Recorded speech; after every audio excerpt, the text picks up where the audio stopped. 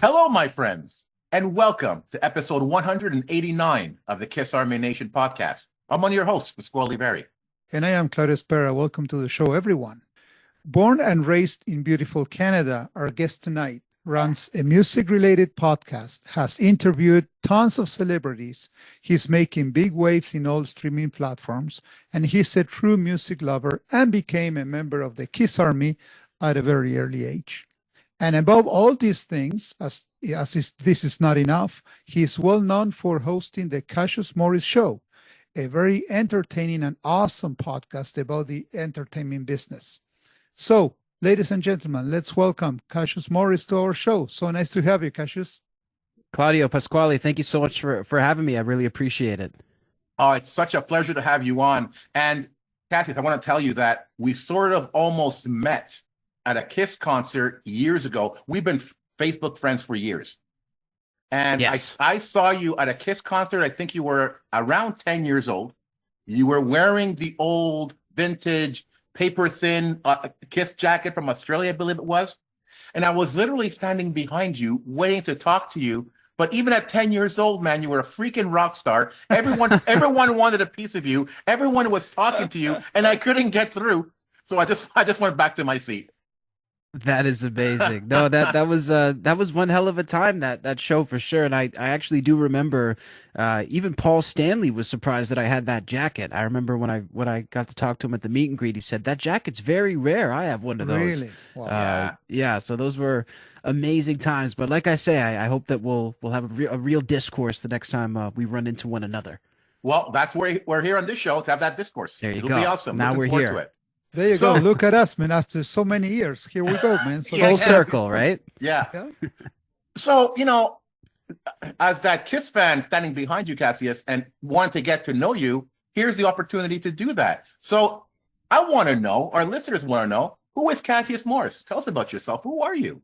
Yeah, well, basically, I'm a guy just who's from Canada who really has a deep passion and love for music.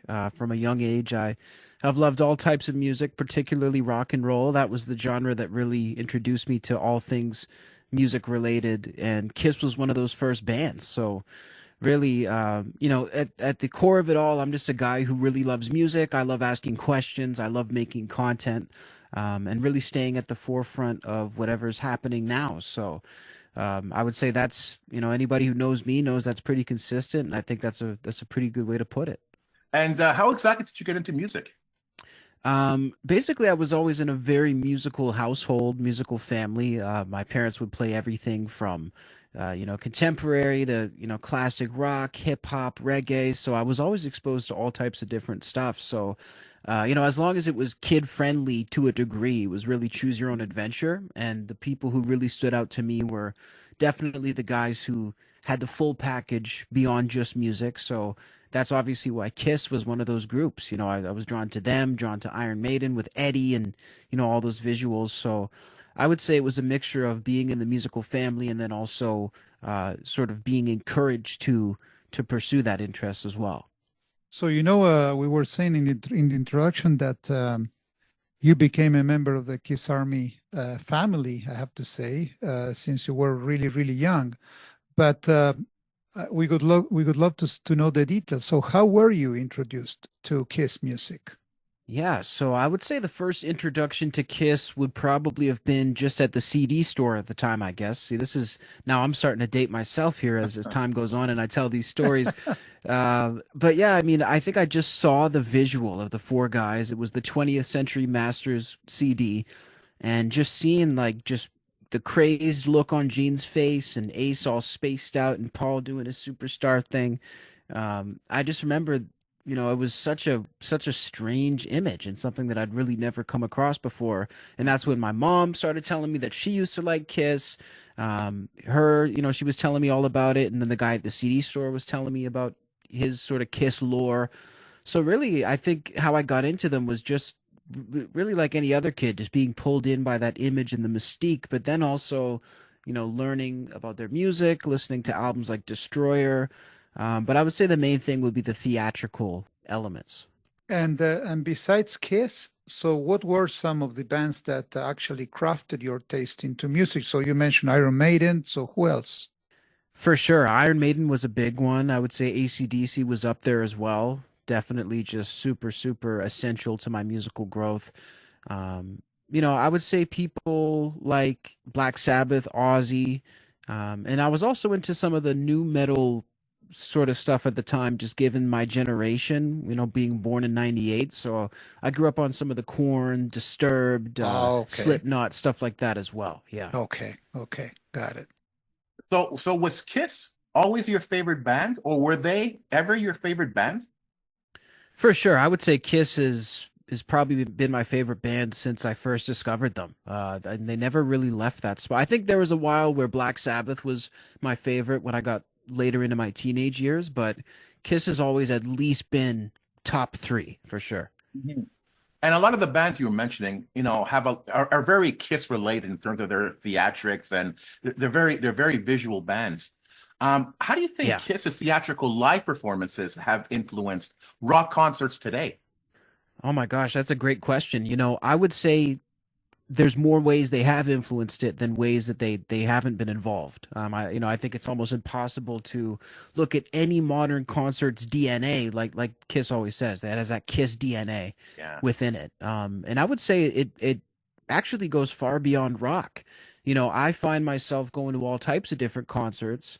And, nowadays, a lot of the big concerts are from rap artists. And I would even say a lot of these rap shows, the ones who were really great performers, they Hmm. use the same tactics as Paul Stanley. Not only that, but they have the same fire, the same, fireworks in the visuals. They'll split the crowd down the middle and point side to side, see who's louder. So this is all Kiss stuff. So I would say that pretty much every way, that you could be a great performer and really illustrate that live was probably forged. That path was forged by Kiss, so to speak. And obviously you're into all kinds of different music. We're exposed to a lot of different music. I've interviewed so many celebrities in the music business. Um, have you ever grown up or grown out of Kiss and get more into more modern music like that we hear today?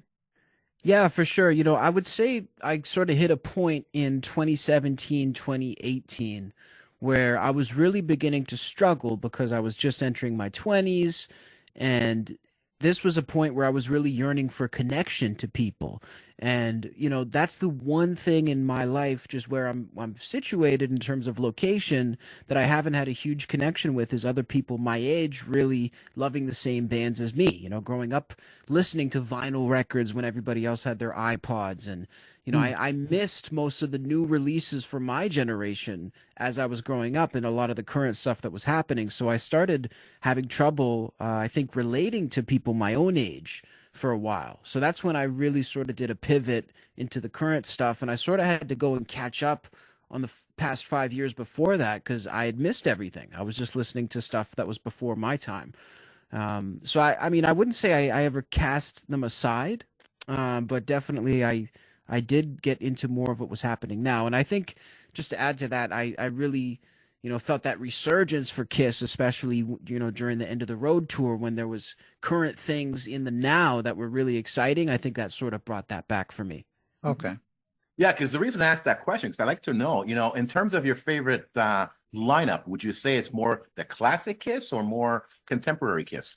Oh, that's good. I would say definitely, I think the original lineup has a special place in everybody's heart. I love all the different eras. I think Revenge, in terms of the live era, was incredible. Eric Carr's era was great when it comes to, Unmasked and times, tours like that. Um, but I would say probably the originals are my favorite, but I mean the last lineup they had, man, they really were tight. And that last tour, it was the best Kiss show I've ever seen, even though I've only ever seen that lineup. So I think they all have a special place, but it's hard to beat that original lineup. Yeah, we've talked to a lot of fans who have gotten into Kiss pretty late. The last 20 years, the Eric Singer, Tommy Thayer years, and for them, this is Kiss. What would you say to those fans? I think that's great. Honestly, I think that I mean this current lineup has put in just as much work as the past lineups, and if you compare it to some of the lineups, has lasted a lot longer.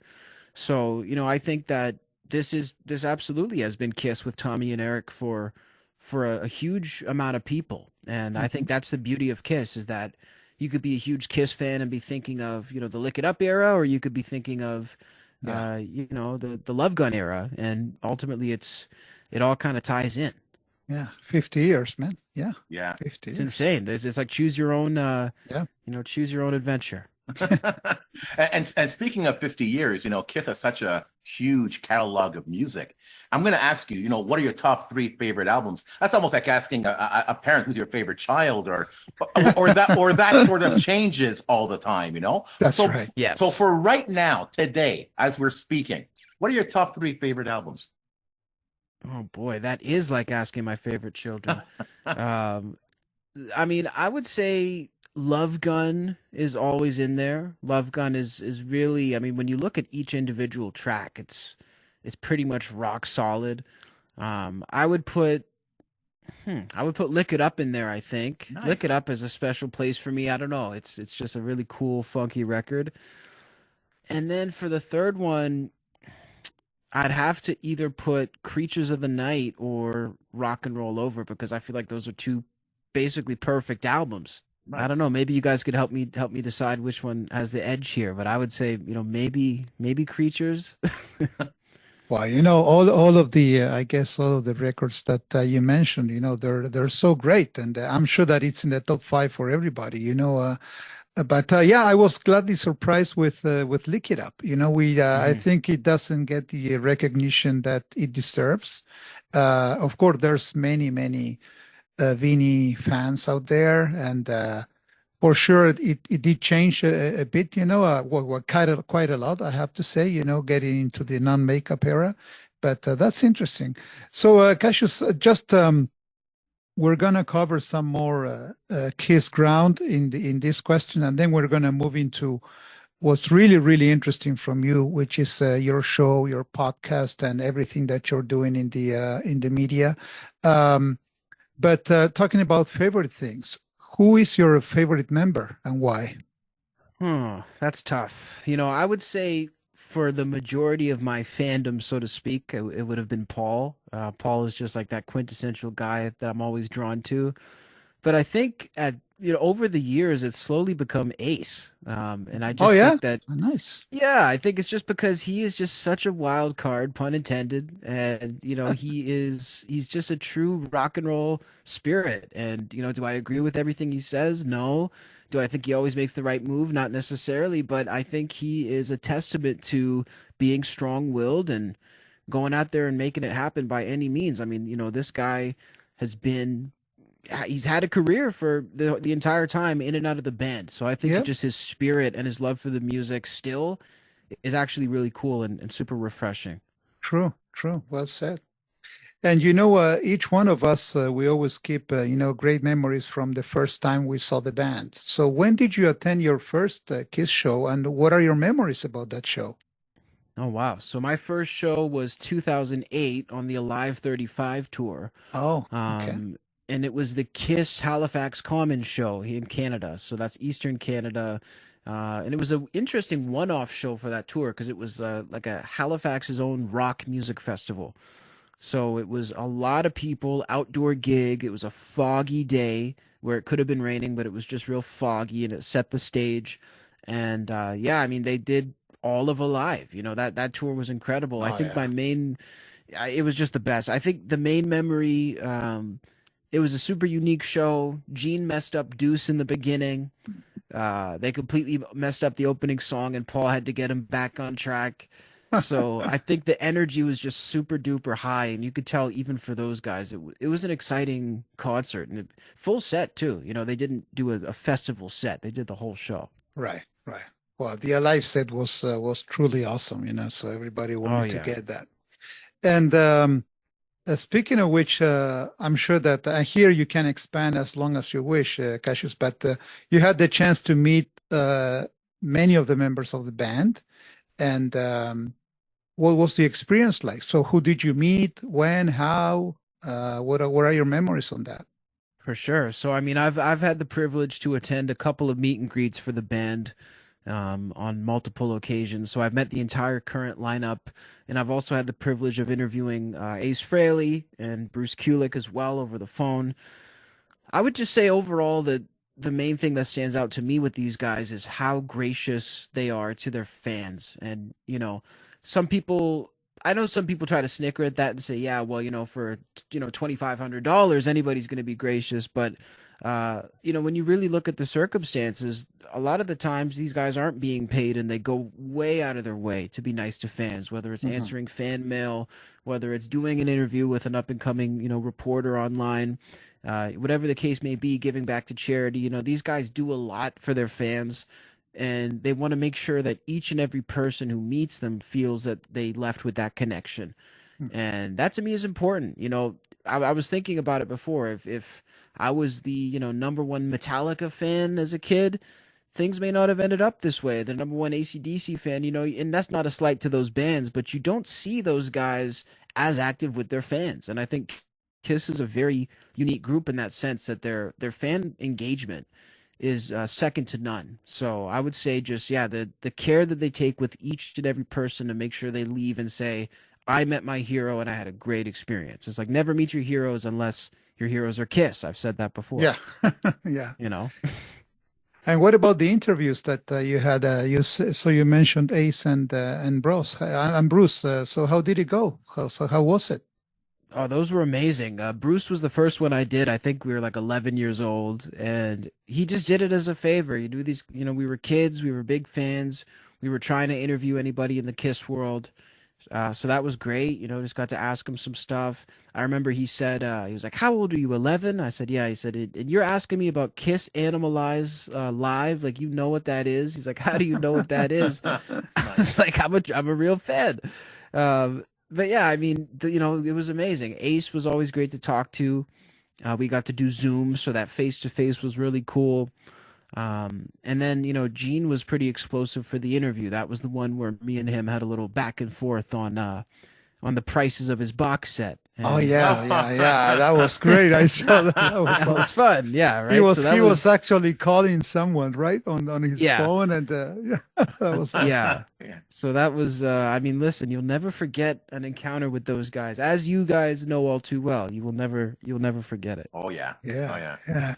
But I remember when I was looking at that, your interaction with Gene. So you were so calm, so you were like surfing the wave, with such an experience, man. It was awesome. It was truly awesome.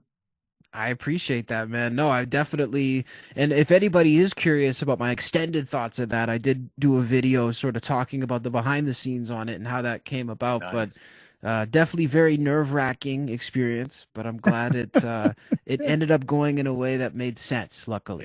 Yeah. Very cool. So, let's talk about your show a little bit. And having you on is cool because I want to pick your brain a little bit about podcasting. I remember when we were putting together this show and trying to come up with a concept.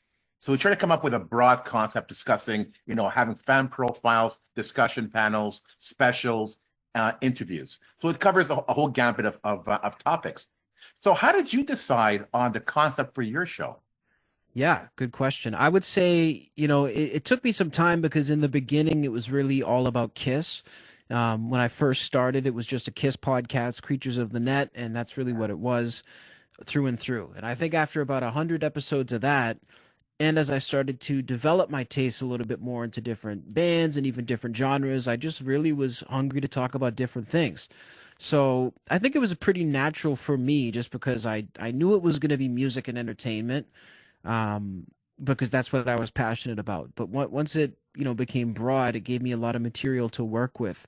So that's really what it was. I could only really get on there and talk about what I knew and what I was passionate about. I want to know my stuff. I don't want to just go on and talk just to talk. So I think it just made sense, Yeah. And I also remember thinking, okay, if I'm going to do a podcast, because at the time I had no experience, I didn't think I could pull it off. I thought, okay, I got to develop some kind of persona, some kind of personality. And I thought, no, that's just not me. I can't do that. I have to be myself. Is that the same thing for you? Did you develop a personality for your show, for your podcast, or is this who you are?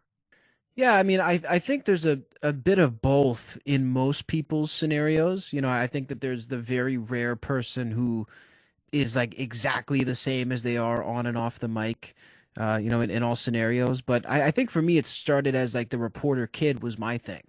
So Mm, I didn't really have to necessarily come up with a persona in terms of my personality. My persona was more so based on just who I was. So I've always sort of been the same, but I was a young kid displaying certain traits. Whereas, when I became older, then it just changed. And I think that's when it became harder because I wasn't the podcast kid anymore. I was just a guy doing this like many others. So I think that's where I had to niche down and really figure out like what was unique to me. Mhm. Um, but I think just you have to really want to offer a unique perspective, and you can't be trying to do somebody else's show. Yeah. That's really the bottom line. You see a lot of guys, they want to be Joe Rogan. They set it up that way. There's only one Joe Rogan. There's only one insert name here, and you're not gonna beat them at their own game. It's like when Kiss did, Carnival of Souls, and they said they were not gonna out Metallica, even though that's a good record. You got to be you. So that's Yeah. that's pretty much it. Yeah, mhm. exactly. And also, you know, doing a podcast, especially a Kiss podcast, everybody seems to be doing Kiss podcasts. And like you were saying, Hmm. you don't want to do somebody else's show. So it's difficult to come up with sometimes original ideas, original topics, or even original ways of doing things. So for you, it started off as just a Kiss podcast, a Kiss show, and then you branched out. Do you think you would have been limited if you just stuck to Kiss? Sure, I think so. I think it definitely can be limiting. No matter what category you stick to, if it's just one thing, that can become an incredible challenge. If you want to be more so in current events, I think it's challenging. If you just want to do things with no timeline, I think you could do it forever. I think you could come up with all types of Kiss Yeah. games and verses or whatever, and that's totally great. But for me personally, yeah, I think it would have limited me because I like to talk about some of the breaking news, what's happening now, and let's face it, that if I was just doing that with Kiss now, that would be Right. that would be not really possible. No So Yeah. content. No there you go. content. It's been Yeah. a while Yeah. since I posted. So, I think we gotta be grateful that we have the chance to translate our passions into tangible projects. And I would love to talk about some of the guests that you've had on the show. Um, what's the most memorable interview you've done, and why did it stand out to you? I mean, there's definitely been a lot of memorable ones in the last couple of years. I think the one that I really think of instantly is my first conversation with Steve Vai. Aha. That was a couple of years ago, and I actually just had Steve on again last week, and we got to talk about that interview. But it was just such a mind-boggling experience to have an hour with a guitar virtuoso Hmm. and have it be not focused at all on music. I mean, we did not talk about music at all, and the topics of psychology and ego and fear and all these different sort of philosophical topics came up. So and that's why it's memorable to me because you don't think you're going to interview a race car driver, for example, and not talk about NASCAR. So Sure. I think that made it more memorable than the traditional virtuoso interview. So that's definitely probably the main one. Would you have a second one? Sometimes we it happens to us with Pask when we jump into an interview and in an hour we feel so pumped up, so happy at the end of the interview, and you go with a smile. And so can you recall some other besides Steve Vai that has happened to you? Same thing. Yeah, for sure. I would say Gene was one of them. Okay. I think I felt a surge of relief that I was actually right in my assertion about the price, and I didn't Right. get completely humbled on camera, which is what I think Gene was prepared to do and should Exactly, have he was done, by going the for way. that. Yeah, That's that's right. right.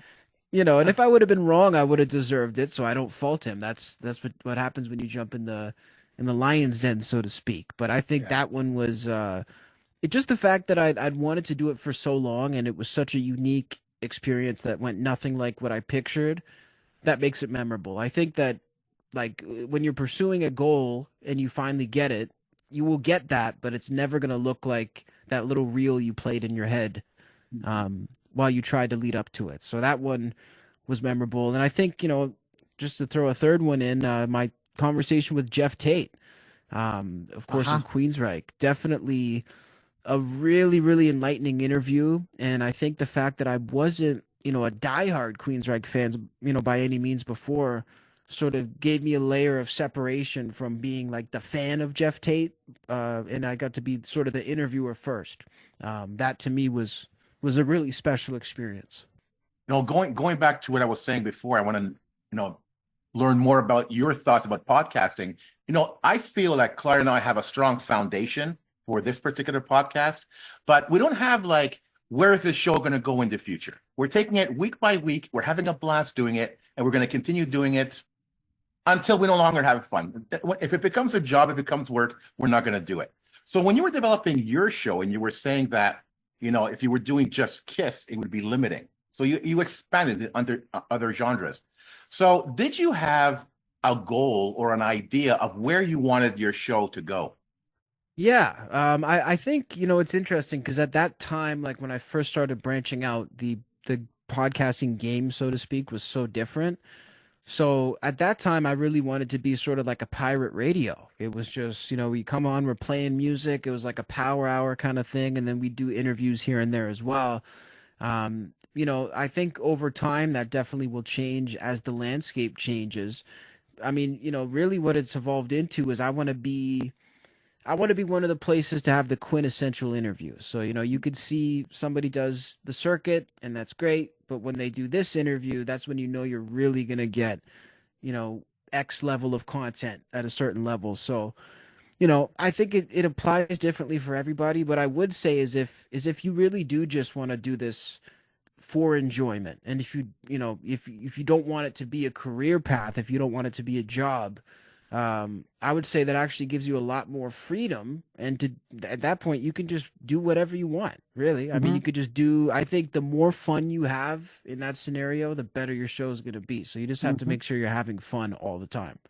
And I mean, you're definitely doing something right. I mean, these amazing guests and interviews that you have all the time. It's just Thank you. astounding. How do you get these guests? Do you like a lot of the guests that we get on the show, we know them personally and we contact them directly. That can't be the case with you. Sometimes it is. I would say it, now we're sort of at a point where I've been doing it for long enough to where Mhm. luckily I've sort of forged some of those relationships Right. with the guys. So I'm more so able to do that. Definitely a lot of publicists, managers, emails. I mean, I'll send 50 interview requests and, get one or two people to say yes. Um, so yeah, I mean it's definitely a variety, and also I think like once you've been doing it long enough, luckily people start approaching you with more opportunities. So that's definitely been the case as well. So it's a pretty good mix. Mhm. So are you happy with how the show has evolved? Do you think like, oh no, I could do more? And if so, what is that more? Yeah, I mean I'm definitely happy with where I am at this point, but I always feel like I could do more. Definitely more being out in the world. I think Zoom stuff is amazing, and it's a phenomenal way to make content with people you couldn't otherwise reach. But part of my goal for this, next couple of years to scale is really to go meet more people. If there's really Okay. an important interview, maybe I go to, LA for the weekend or something like that. I mean, these aren't things that I'm accustomed to doing, but that's where I'd like to see it. So, yeah, always doing more, and I think that's really the only way to view it if you want to make something better. Mhm. When you get on board on something serious, like the project that you're running, it shows definitely that there's a lot of planning, there's professionalism. Of course, there's always time and space for to improvise and stuff, depending on the vibe on the interview and everything. But uh, so, and this is a general question, not so much on the specific interviews that you run, but what do you think is the key to creating a compelling and informative music interview? if you have to have, like the Bible, this is what you gotta do, and this is the do's, this is the don'ts. Yeah, I think really the main thing is you have to figure out how you're going to make your guest feel like they should open up to you. That's really the thing, because you can have the best preparation in the world and have the best questions and have it all lined up on your end, but if there's something wrong with that connection with the other person, Mhm. it's going to limit the content you're able to get. One of my favorite things in these interviews is seeing some of these rock legends who don't know me, who get on the line with me and they assume I'm some kid who knows nothing about rock music, convincing them and showing them just through my knowledge and my passion for the topic that I do know something about this, and watching their demeanor change. So I think that's everything, and you really have to it's the know, like, and trust factor. You have to appear Right. informed and passionate, and I think that if you can just cover all your bases for that connection and really put your best foot forward, you're gonna get the best back. But it's Hmm. it's definitely not easy. No, it's a lot of work. Sometimes you have, I don't know, half an hour, 45 minutes, or an hour interview, but there's a lot of hours behind that. All the preparation, and in order to get something that makes you happy, right? But at the end of the Oh day, yeah. that's what counts. So, Cassius, are there any musicians or bands that you're particularly eager to interview in the future? So you were saying that you have plans, you're planning ahead. Have some names in mind. So who would you like to interview? Oh boy. I mean, there's always so many that keep coming to mind, whether it's newer people or more classic people. I'd love to start interviewing some thought leaders, some people out there who have big voices. Somebody like a Joe Rogan would be like an ultimate bucket list interview. Okay. People in that category. I'd love to interview, uh, some of the crazy geniuses out there, maybe like a Kanye West or something like that. Hmm. Not people that I necessarily, again, agree with per se, but people who are really fascinating and have something to talk about. It's sort of tough to think off the top of my head, but I think people like that, people maybe in politics, just different sorts of things. That would be where I want to put my focus. But I always want to talk to the rock guys as well, and maybe get some of those guys from the classic groups, maybe the AC/DCs and the Iron Maidens that I've yet to really get. Hmm. So, Cassius, before we wrap up the show, I want to get your thoughts on the music industry.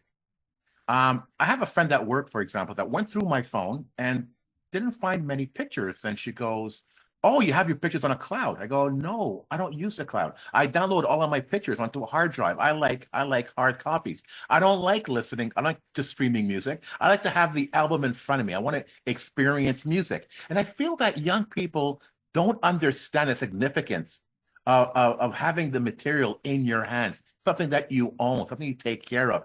Music should Yeah. be an experience, not just background music. But now music has changed today. How do you think the music industry has changed in recent years? And what do you think are the challenges faced by musicians today? Hmm. That's a good question and a great point. I mean, I think we've basically lost that entire tangible aspect of the music, whether it's holding a concert ticket in your hands or holding that Hmm. album. We've lost all of that, and that's why I'm really, really fortunate that I grew up in my own little bubble with my vinyl collection and with all of these classic Kiss fanzines and the magazines, and I grew up holding it in my hands and stuff in the way that generations before me got to. So I'm very thankful for that. But I would say, the business has changed in pretty much every way. I think the biggest change in the music business today is that people view it more so as a hustle than as a way to create art.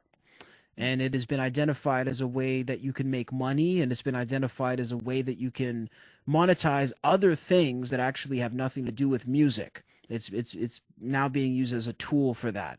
So I think a lot of vultures have gotten in, and people have figured out you don't actually need talent or passion to do it, and that you can somehow get rewarded from that. So I don't know what the way out is for that, but I think that a big part of it, at least, is just more great people getting up who actually love to make music. You know, people like the Sturgill Simpsons of the world, or the Mammoth WVH, you know, guys, like just people who can get up there and say, we don't care about the industry standards. We don't care about making a TikTok song. We don't care about any of this. We just want to play just like the old days, you know? So yeah, I mean, it's a topic with a lot to unpack, but I think it's definitely a different business than it was.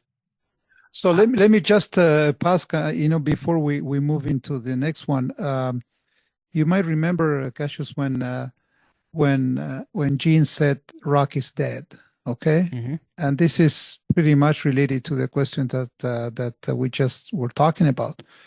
Do you think that rock is dead? I mean, I don't think rock is dead because every time I go to a rock concert, it's sold out.